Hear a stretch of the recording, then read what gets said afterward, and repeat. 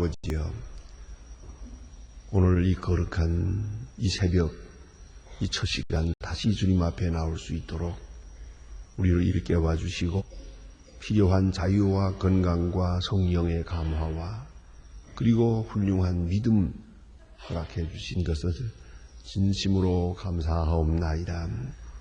우리를 얽매이기 쉬운 많은 시험들이 있사오나 물리칠 수 있게 하시고 우리를 넘어뜨리는 게으름이 있습니다마는 나약과 그 게으름에서 벗어날 수 있도록 인도해 주셨고 오늘도 저희들이 많은 근심과 걱정에 매여 있어 이 모든 것을 다 물리치고 밝은 마음으로 주님 앞에 나와 찬송하게 하시오니 진심으로 감사하옵나이다. 오늘 저희들이 주님 앞에 모였습니다. 한 사람 한 사람 개별적으로 만나 주시옵소서. 꼭 들어야 할 말씀을 들을 수 있고 전한 심령이 있으면 싸매 주시고 치유하여 주시기를 바라며 아직도 끊어버리지 못한 것이 있으면 끊을 수 있고 잊어버려야 할 좋지 못한 생각, 이 섭섭했던 생각, 억울했던 생각 혹은 한에 맺힌 생각들을 깨끗이 잊어버릴 수 있게 해주소서.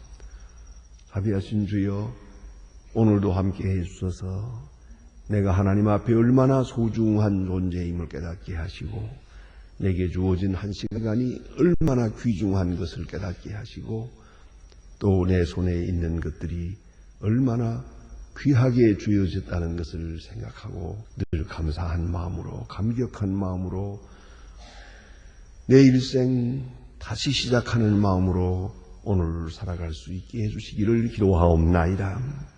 아버지 하나님, 주께서 우리에게 힘 주시고 능력 주시사 나를 필요로 하는 사람을 볼 수 있는 마음을 주시옵소서. 내가 위될 사람, 내가 도와야 될 사람, 내가 먹여야 될 사람, 내가 꼭 찾아가서 만나야 할 사람들이 있습니다. 주여, 주님이 사랑하신 자를 사랑할 수 있고 주께서 용서하신 자를 내가 존재하는 일 없게 하시고 주께서 기뻐하시는 일을 위하여 그 뜻과 같은 마음으로 오늘도 할 수 있게 해두기를 간절히 기도하옵나이다. 오늘도 하나님의 말씀이 바르게 전해지게 하옵소서. 땅끝까지 들려지게 하시고 말씀을 듣는 모든 사람이 구원을 받게 하옵소서. 자비하신 주여, 완악한 마음이 열릴 수 있고 강팍한 마음이 녹아지게 하여 주시옵소서. 이리도 거짓도 허위도 그리고 모든 정욕도 다 물리칠 수 있고 하나님의 말씀이 온전히 다스리는 그러한 세상이 되어질 수 있기를 간절히 기도하옵나이다. 자비하신 주여, 오늘도 하나님의 말씀이 바르게 전해지게 하고 그리고 이 말씀을 듣는 모든 사람을 통해서 주님의 나라가 확장되게 하여 주시옵소서. 바라옵는 것은 저희 교회가 교회된 본분을 다하게 하시고 세우신 교회 여러 기관들 하나하나가 그 충실히 본을 다하게 하옵소서. 교회를 섬길 때마다 기쁨으로 섬기고 주를 위하여 수고할 때에 항상 주님을 사랑하는 모습을 섬길 수 있게 해 주시옵소서. 오늘도 이 나라를 돌보아 주시옵소서. 정치, 경제, 문화, 교육 모든 문제가 근본적으로 흔들리고 있고 늘 우리는 벼랑에 선 것 같이 위기를 느끼고 살아왔사오나 주의 문의 가운데서 오늘까지 왔습니다. 이제 또 절박한 시간들을 우리가 보내고 있네. 주여, 인간에게 맡기지 마시고 주님의 뜻이 이루어지기를 바랍니다. 주님 친히 역사하셔서 하나님의 뜻을 이루어 주시고 기뻐하시는 뜻을 이루어 드릴 수 있는 이 나라 이 민족 되게 하여 주시옵소서. 말세에 소중하게 쓰여지는 선교적 국가가 되어질 기도하오며 하나님의 나라를 선포하는 증인된 그러한 민족이 되게 하여 주시옵소서. 지난날에 우리는 많은 고통을 겪었습니다. 6.25를 통해서 무신론과의 대결에서 이념과의 그런 전쟁에서 많은 피를 흘렸습니다. 그 중요한 대가와 또 그 고귀한 것들이 오늘 쉽게 잊어버려지는 바 없게 하시고 또 혹이나도 무산되는 일이 도와주시기를 기도하옵나이다. 자비하신 주여, 부하게 살기보다는 정직하게 살고 잘 살기는 화평하게 살기를 기뻐하는 이 민족 되게 하시고 하나님의 공의가 하수같이 흐르는 그런 역사가 있어지기를 기도하옵나이다. 자비하신 주여, 저 북녘 땅에도 소속히 자유를 주시고 철의 장막을 거두어 주시고 악한 세력으로부터 벗어나게 하시고 심체된 경제일 수도 있고 그리고 굶어 죽는 일, 이 근본적인 절대 빈곤의 문제가 어서 속히 해결될 수 있게 하여 주시옵소서. 우리가 무엇을 해야 있을지 그리스도의 사랑을 저들에게 펼 수 있게 하소서. 그리고 조용히 하나님의 말씀이 전파되며 하나님의 귀한 뜻이 북한 땅에 속히 이루어지기를 기도하옵나이다. 오늘도 해외에 있든지 여행 중에 있든지 군문에 나가 있는 젊은이들, 공부하는 자녀들, 그리고 병중들과 슬픔을 당한 가정들, 그리고 초조하게 준비하는 수험생들, 그리고 가정가정에 큰 은총을 베푸시옵소서. 주님께서 같이 계셔서 우리의 기도가 그들에게서 응답되게 하여 주시옵소서. 기도하는 자나 또 위하여 기도하는 모든 사람이 한 마음 한 뜻으로 주 앞에 성실히 서시고 은혜와 사랑이 충만한 오늘 하루가 되게 하여 주시옵소서. 주 예수 그리스도의 이름으로 기도드립니다. 아멘.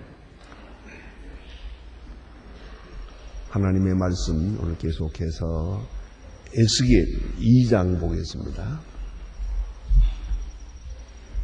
에스겔 2장입니다.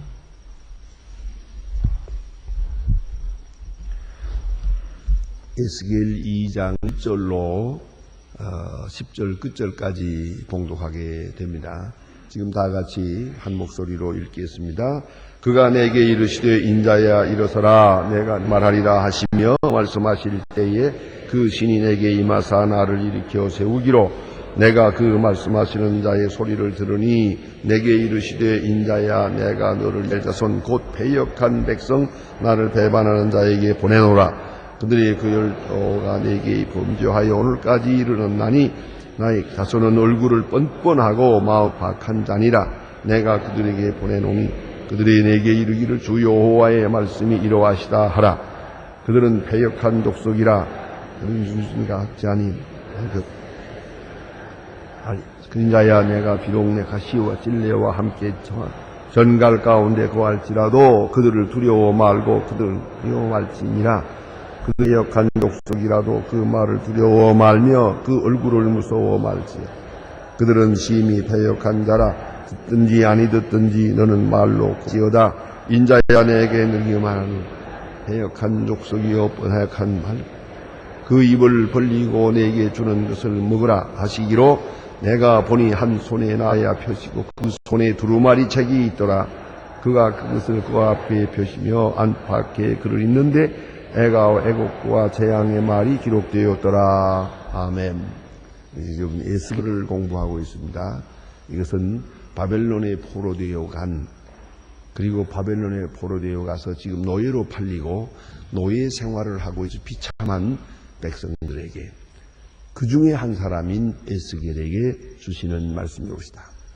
그러니까 그 환경은 아주 인간적으로 생각하면 완전히 망적입니다.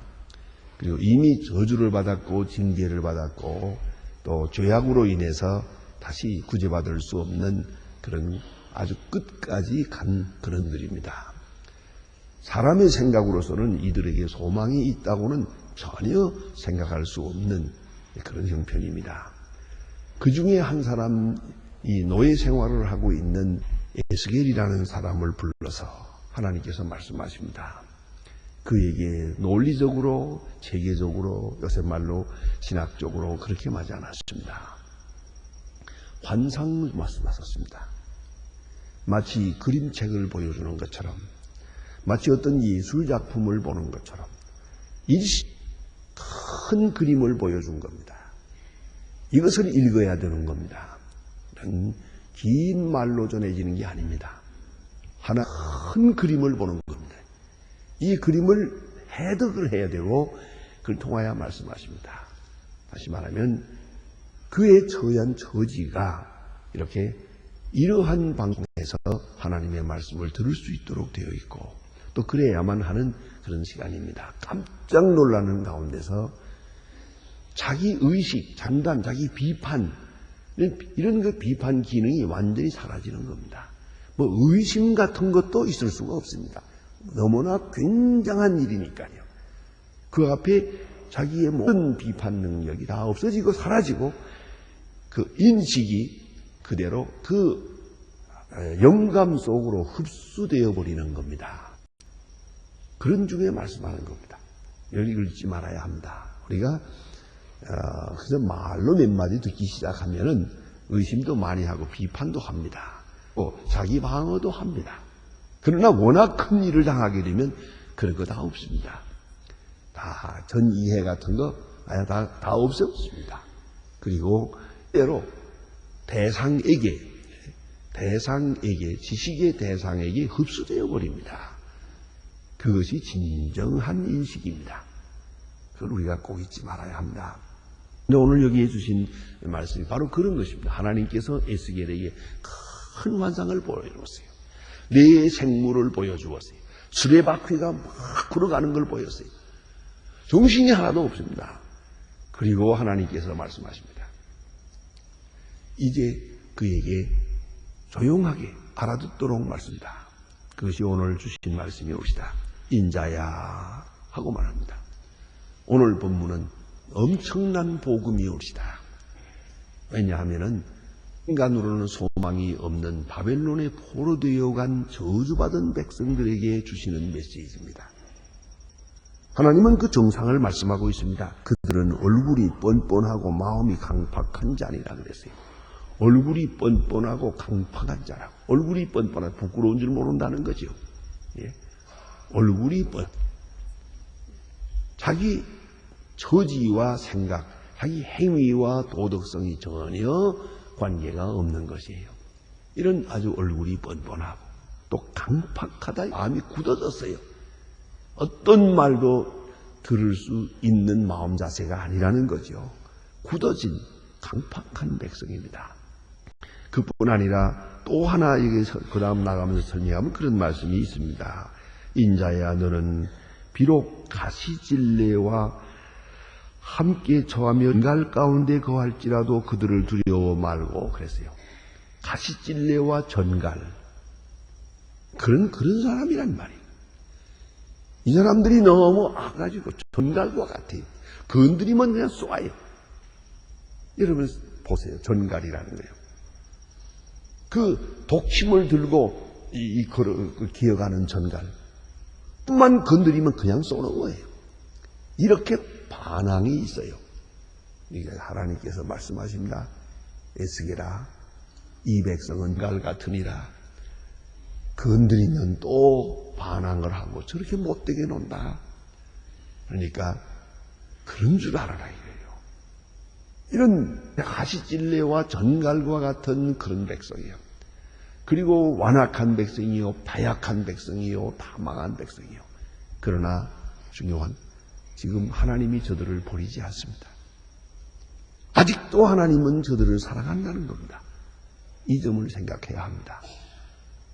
이미 지은 죄로 망했고 현재는 아직 독을 뿜는 전갈 같은 백성이에요. 그러나 하나님은 아직도 저를 사랑하십니다. 놀라운 말씀입니다. 굉장한 복음입니다. 그리고 기다리기만 한 게 아니에요. 선지자를 보냅니다. 그래서 오늘 주신 말씀이 옵시다. 선지자네요. 그래서 저들을 일깨우려고 하는 것이에요. 그들에게 소망을 주고 그들에게 약속을 주고 그들에게 다시 살 수 있는 용기를 주려고 하는 겁니다. 이제 선지자를 통해서 찾아가십니다. 멀리서 기다리시는 하나님이 아니고 선지자를 찾아가십니다. 다시 말해서 말씀으로 찾아가신다는 말입니다. 말씀으로 찾아가서 그들의 마음문을 두드리는 겁니다. 돌아오라고. 이름은 돌아오라고. 사실로 저들에게 큰 감동이 있습니다. 이걸 알아야 합니다. 이미 패역한 백성, 다 저주받아서 심판받은 백성을 찾아가십니다. 찾아가는 방법은 말씀이 옵시다. 그리고 오늘 주신 말씀 가운데 가장 중요한 요절이 하나 있습니다. 그래서 그것은 뭐냐면 저들은 범죄하고 오늘까지 이르렀나니 그리고 그들에게 가서 말하라. 5절 말씀입니다. 그들은 패역한 족속이라 듣든지 아니 듣든지 가운데 선지자가 있는 줄을 알지니라. 선지자가 있는 줄을 알지니라. 그건 무슨 말씀입니까? 내가 가서 저들에게 하나님의 말씀을 전하라. 그것은 그들 속에 선지자가 있다는 거예요. 선지자가 있다는 건 희망이 있는 거예요. 선지자가 있다는 건 하나님이 버리시지 않아두시죠. 하나님의 말씀이 아직도 들려지고 있다는 거예요. 선지자가 있다는 건 참 귀한 것이에요. 이걸 알아야 합니다. 아직 우리는 마음을 열지 않았어요. 그러나 선지자가 옆에 있어요. 그러면 언젠가는 희망이 있다는 것이거든요. 너희에 대해 선지자가 있음을 알지니라. 얼마나 귀한 말씀입니까? 안 들어도 선지자가 있으면 언젠가는 구원이 있다는 것이죠. 소망이 있다는 거예요. 하나님의 말씀이 아직도 들려지고 있다니까 말이죠. 그러면 하나님이 그들을 버리지 않았다는 증거고요. 또 한 가지는 선지자에게 하나님께 숨을 주셨다는 거예요. 이게 소망이에요. 이 다 망한 백성이에요. 에스겔이라고 해서 특별한 사람이 아니에요. 그 말함 다 저주받은 사람들만 있는 그 중에 대표적인 사람 하나에게 하나님께서 환상을 주었어요. 계시를 주었어요. 그것은 하나님이 그 백성을 구원하시기 시작한다는 걸 의미하는 거예요. 이제 하나님의 구원의 역사가 시작되는 거예요. 여기서부터 시작되는 거예요. 그걸 우리가 얼마나 귀한 말씀인 것을 우리가 깨달아야 합니다. 우리 가운데 선지자가 있어요. 그리고 하나님께서 그를 지명했어요. 그 선지자가 특별히 의인이라는 말은 아니에요. 하나님께서 그에게 말씀하셔서 통하여 모든 백성에게 말씀하시고자 하신다는 뜻이지요. 이게 얼마나 중요합니까? 자, 이제 다시 한번 그 옛날로 돌아가 봅시다. 이스라엘 백성이 애굽에서 고생을 합니다. 그런데 고생하던 중에 한 사람이 지금 모세라는 사람이 저 미디안 광야에 가서 양을 치고 있습니다. 이제 하나님께서 그 이스라엘 백성 중에 한 사람, 그 별 사람 아니에요. 게다가 사람까지 죽이고 지금 해와서 은둔 생활을 하고 있는 사람이에요. 어쩌면 그러다가 죽을 사람이 별 소망이 없잖아요. 처가살이 40년을 하고 이제 그대 살다가 목자로 삽자로 죽을 그런 사람입니다. 그런데 하나님께서 호렙산 기슭에서 그를 부릅니다. 모세야. 그에게 말씀하십니다. 그에게 말씀하시는 그 순간부터 이스라엘에게는 소망이 있어지는 거 아닙니까?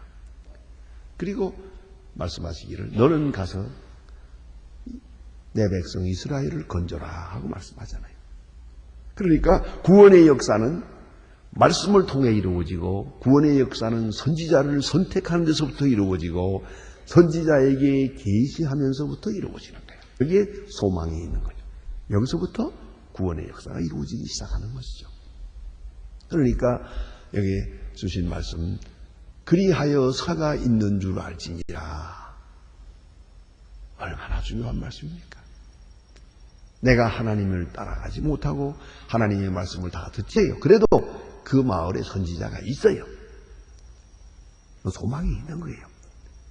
그 마을에 하나님의 계시를 받는 자가 있어요. 그러면 소망이 있는 것이에요. 그것이 씨드라고요. 종자와 같고 생명의 근원이요. 이 겨자씨와 같은 거예요. 이게 지금 여기서부터 구원의 역사가 시작하는 거죠. 저는 그런 사람을 보았습니다. 한평생 30년 동안 예수 믿는 사람하고 살면서도요, 예수를 안 믿어요. 그 부인은 권사님인데, 그 남편 보고 예수 믿으라고 그러면은, 내가 만났을 때 가끔 얘기하고, 이제쯤은 믿어야 될 것 같은데요. 연세도 높아졌고, 그러니까, 준비해야 돼 가는데요. 그러면, 이 사람 참 보통 농담을 잘하는 게 아니에요. 그렇지 않죠. 나는 예수를 안 믿어도 제 아내가 교회 나가는 걸 제가 잘 알고 있지요. 또 내가 집도 봐주고 내가 연보도 주고 내가 도와주고 있잖아요. 이러니까 그래도 치맛자락을 잡고 전당은 갈 것 같은데요. 그러더라고요. 그거 안 됩니다. 그건 안 되고 직접 믿어야 됩니다. 그러니까 심각한 얘기를 해요. 내가 그래도 예수 믿는 사람하고 사니까 언젠가 죽기 전이라도 저 사람이 나를 위해 기도하고 있으니까 내가 예수께 되겠지요. 그런 농청을 떨더라니까요. 그건 말 되는 얘기거든요. 그 아내가 그 남편을 위해서 그렇게 기도하고 애쓰는데 기전이라도 자관 전도하고 그래 믿게 되지 않겠느냐 그게요. 우리 집안에 예수 믿는 사람이 있고 있는 사람이 있고 기도하는 사람 하나 있다. 그걸 소망으로 생각하고 있더라고요. 그런 거로 나는 망하지 않는다 그러더라고요. 여러분, 선지자가 있다. 이걸 중요한 겁니까? 제가 늘 기도하면서 답답하게 여기는 것은 이 지구상에요. 하나님의 말씀이 전혀 들어가지 아니한 일이 많아요. 그런 언어권이 많습니다. 소위 unreached people이라고 합니다. 하나님의 말씀이 전혀 없어요. 그건 왜냐하면 언어가 다르니까요. 언어가 다른 그 언어권에는 예수 믿는 사람이 하나도 없어요. 이게 얼마나 중요한 건지 몰라요. 이 문화권이라는 거, 그건 지정학적으로 생각이 아니에요. 이것이 황해도냐 함경도냐 그런 얘기가 아니고요.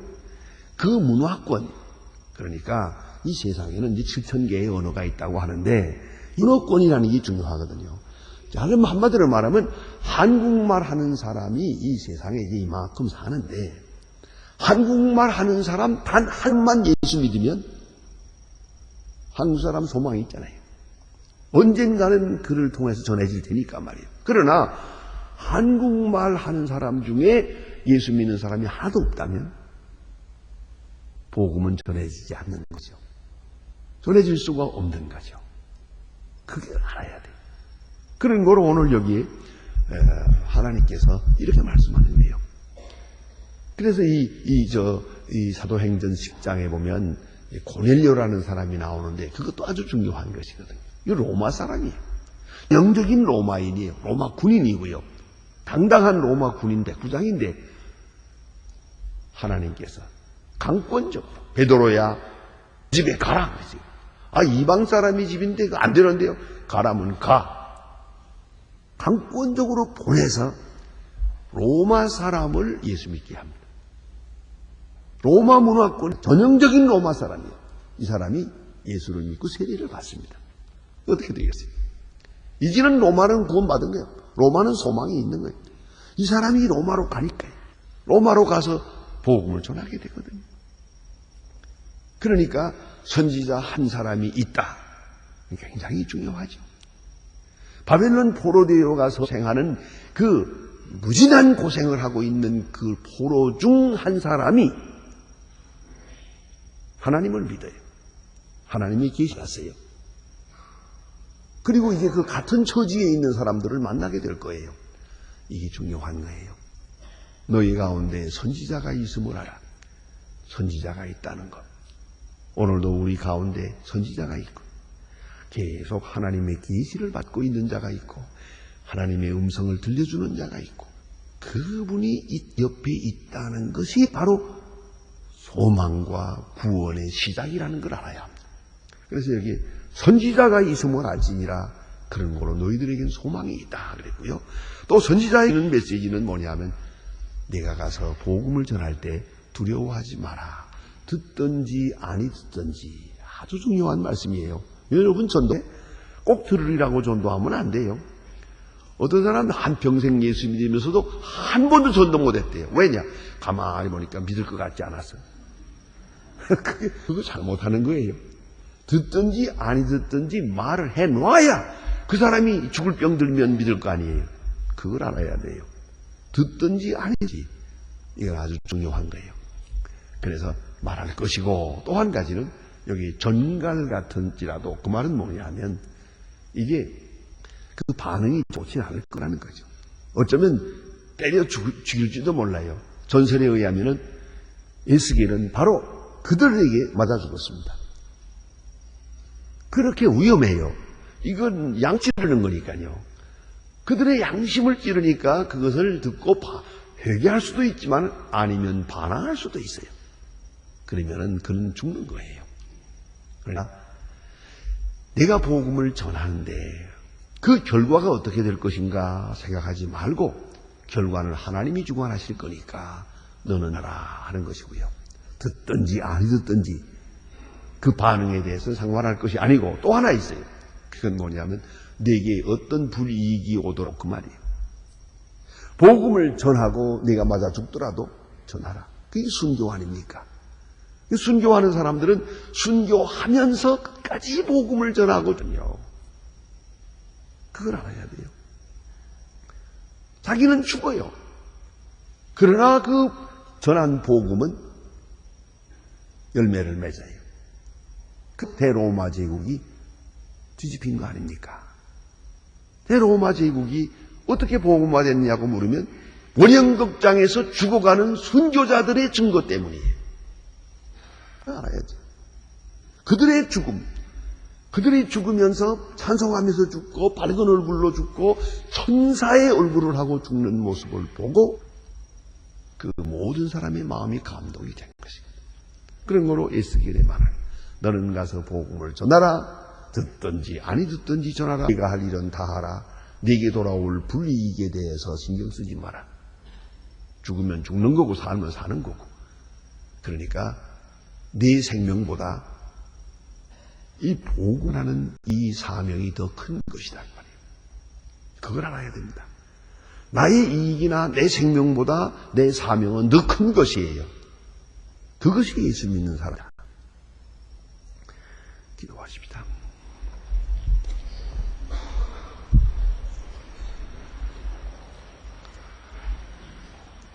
하늘신 우리 아버지시여 이름이 거룩히 여김을 받으시오며 나라의 마옵시며 뜻이 하늘에서 이룬 것 같이 땅에서도 이루어지 오늘날 우리에게 일용할 양식 없이고 우리가 우리에게 죄진 자를 사하여 준 것 같이 우리 죄를 사하여 주옵소서. 우리를 시험에 들게 하지 마옵시고 다만 악에서 구하옵소서. 내 나라와 권세와 영광이 아버지께 영원히 있사옵나이다. 아멘.